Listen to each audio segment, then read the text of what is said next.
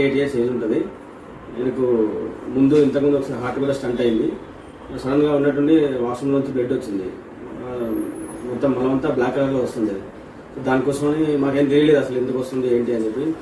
సడన్గా కొంచెం కళ్ళు తిరిగినట్టు కొంచెం సింటమాటిక్ అనిపిస్తే జడ్చర్లలో ఒక హాస్పిటల్కి వెళ్ళాము. సో అక్కడ నుంచి వాళ్ళు మన దగ్గర ఉన్న బెస్ట్ గ్యాస్ట్రోఎంట్రాలజీ అంటే సార్ పేరు చెప్పారు, వివేక్ సార్ పేరు చెప్పి ఇక్కడ పంపిస్తే మేము ఇక్కడికి వచ్చాం. వచ్చేసరికి నైట్ 12 అయిందండి. ఎమర్జెన్సీ ద్వారా మేము ఫస్ట్ అక్కడ అడ్మిట్ అయ్యాం. ఎమర్జెన్సీలో మాకు ఆ రోజు డాక్టర్ జగదీష్ సార్ ఉన్నారు.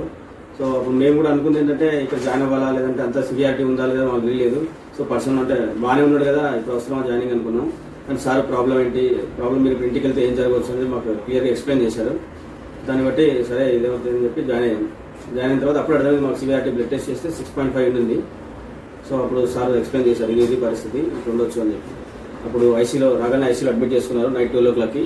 తర్వాత నర్సింగ్ కానీ అటెండర్స్ కానీ కింద అడ్మిట్ డిపార్ట్మెంట్ కానీ చాలా బాగా హెల్ప్ చేసి అడ్మిషన్ వరకు మాకు ఏ ఇబ్బంది లేకుండా అడ్మిట్ చేసుకున్నారు.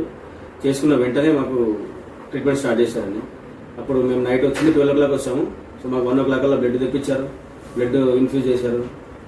రిక్వైర్డ్ ఏవైతే ఆక్సిజన్ సప్లై కావాల్సినది పెట్టారు, పంప్ సిరంజ్ ఇవన్నీ ఏవైతే వాళ్ళు వాడాల్సిన ట్రీట్మెంట్ పద్ధతులన్నీ వాడి మాకు కొంచెం ధైర్యం కల్పించారు ఫస్ట్.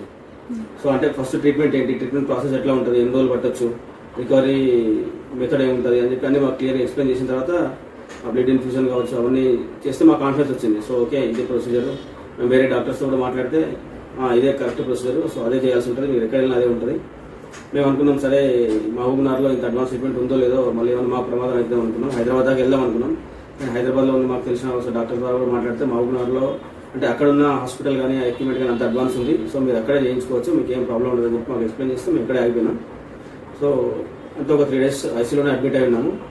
3 days తర్వాత మాకు హిమోగ్లోబిన్ లెవెల్స్ కానీ మిగతా మినరల్ లెవెల్స్ కానీ బ్లడ్లో అన్నీ బాగున్నాయని చెప్పి తర్వాత ఎండోస్కోపీ ఒక 2-3 times చేశారు. దాంట్లో స్క్లియోథెరపీ ఒక ప్రొసీజర్ ఉంటుంది అని చెప్పి మాకు ఎక్స్ప్లెయిన్ చేశారు. ప్రొసీజర్కి ముందు, ప్రొసీజర్ తర్వాత కూడా ప్రొసీజర్ అయ్యేటప్పుడు ఏం జరుగుతుంది ఎట్లా ఉంది లోపల నుంచి మొత్తం మాకు క్లియర్ కట్గా చూపించి అప్పుడు ప్రొసీజర్ చేశారు. చేసిన తర్వాత కూడా పిలిపించి సార్ అక్కడ సిస్టంలో కానీ తర్వాత అక్కడ వచ్చిన రిపోర్ట్లో ఉన్న డీటెయిల్స్ అన్ని క్లియర్గా చూపించి మాకు అర్థమయ్యేటట్టు ఎక్స్ప్లెయిన్ చేసి పేషెంట్తో కూడా మాట్లాడి పేషెంట్ కూడా ధైర్యం కల్పించారు. దాని తర్వాత అంతా అయిపోయింది, అంతా కోలుకున్నారు అనుకున్న తర్వాత కూడా మళ్ళీ ఎంతకైనా ఎందుకు రిస్క్ తీసుకోవడం, ఫర్దర్గా కూడా మీకు ఏ ప్రాబ్లమ్స్ రావద్దంటే సిటీ అవసరం ఉంటుందని చెప్పి సిటీ కూడా రాశారు. సిటీ కూడా చేయించి సిటీ రిపోర్ట్స్ వచ్చిన తర్వాత అవన్నీ మాకు క్లియర్గా పిలిపించి ఎక్స్ప్లెయిన్ చేసి మాకు ఏమైనా అపోహలు భయాలు ఏమైనా ఉంటే అవన్నీ తీసేసి ఇది ప్రొసీజర్ చెప్పి క్లియర్గా చెప్పి మమ్మల్ని ఇవాళ డిశ్చార్జ్ చేస్తున్నారు. థ్యాంక్ యూ అండి. హాస్పిటల్లో ఉన్న nursing staff, admin department, finance department అందరూ మాకు బాగా కోఆపరేట్ చేసి మమ్మల్ని కోలుకునే విధంగా చేసినందుకు హాస్పిటల్కి అండ్ డాక్టర్ వివేక్ సార్కి థ్యాంక్స్ అండి. థ్యాంక్స్ అలా.